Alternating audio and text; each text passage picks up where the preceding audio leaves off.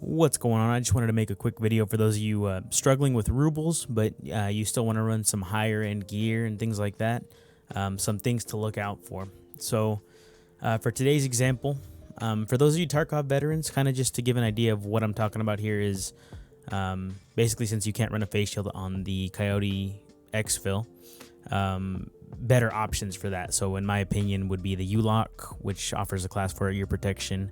Or if you're running night vision, then you can run the airframe 10 with the chops and do the barter trade. So that's kind of keeping it simple there for all the veterans out there. Same thing with the RK1 versus the B25U RK1. One ergo for basically 3 times the price. So for those of you veterans, this really isn't for you. This is more for those new players struggling. So to go and dive into it a little bit deeper, we're talking specifically about the Coyote exfil here, because on the black exfil, though they look exactly the same, just besides the color being different, on the Coyote exfil, you can only put the ear protection on, whether it's the black or the Coyote colored, but you cannot put a face shield on. Now, the opposite to that being the black exfil, you can put both the ear protection and the face shield at the same time. So we're not talking about this one, so we're just going to throw this one out.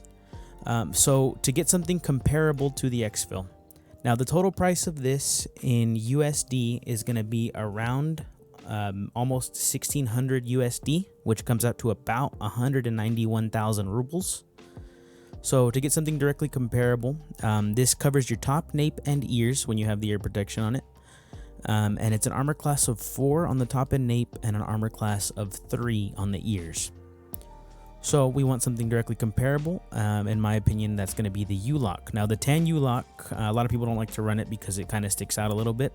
The tan U-Lock runs you about 66,000 rubles, and the black U-Lock is about 84,000 rubles, give or take.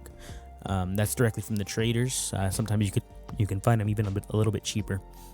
But the U-Lock, whichever color you decide to use, also covers the top, nape, and ears. It has a less total durability, though, is one thing we do need to look at. It has a durability of 38 when it's brand new, rather than 75 when you have the exfil with the ears. But to me, that's a little bit less important to have a high durability on the helmet, because that's really just going to help you with multiple shots more than anything.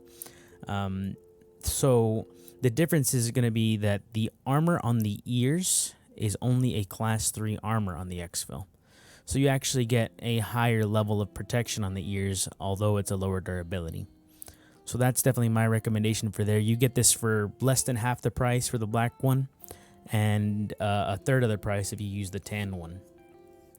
Now, one big difference is you actually cannot put night vision on the U-Lock. See, it has no front mount on the forehead.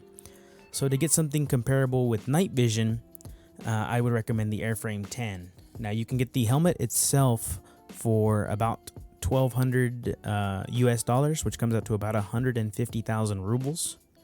And you can also put the level 3 chops on there, which will cover your ears and jaws. So that ends up being a less total durability again, 5 less total durability, but you get jaw protection at level 3 and ear protection at level 3. Now, one thing that I do want to mention here, a little bit of a different situation here, but the chops themselves are very expensive on the flea market, 145,000. But there is a barter trade from Peacekeeper, so if you do have that available to you, it costs 1 G-Phone X, and the prices on these do fluctuate because traders don't sell them, but they're going to be anywhere around 20 to 30,000 rubles, as you can see here. So you just buy one of those, trade it for the chops, and now you have what I would recommend. Provides you better protection, less total durability, but it is about a 20,000 ruble difference.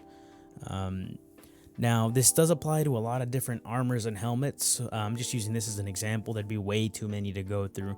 It's kind of just more giving you the idea to do the research yourself as well and see what you're buying and why you're buying it necessarily.